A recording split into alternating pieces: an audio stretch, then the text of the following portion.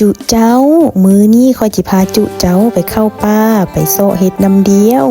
พอแต่ไปฮอดเท่านั้นแหละเบิ่งบรรยากาศอ้อมหอมนี่ก็คือคักแฮง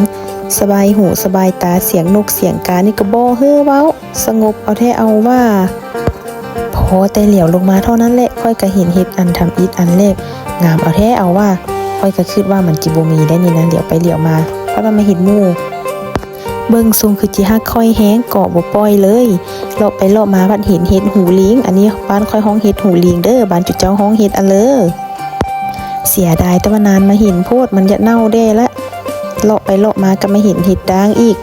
มีเบอร์มะนอดแด้ยอดมะนอดนี่ก็คืองามแฮงยอดอ่อนๆกำลังดีกำลังแซ่บเลยค่อยก็บ่รอซะหีบดึงทกเข้าถุงนี่เลยซะ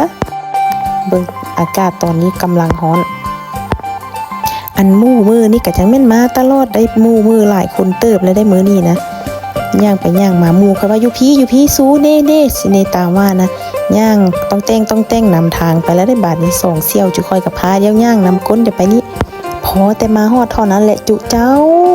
แกงเห็ดซะแล้วแม่นมารวมตัวเดียวอยู่นี่ขัวมาคักเอาแท้เอาว่าเบิ่งแต่ท่ามู่ค่อยเก็บเห็ดแม่อ้อยเนาะจังแม่นเป็นตาหน่ายเด้เนาะไงหลงห้วยนี่ซะบ่อีน้อยๆนี่นะอากาศตอนนี้ก็คือร้อนเอาแท้เอาว่าร้อนจนหัวจิเตะตับจิไหม้ไปจุเจ้าเอ้ย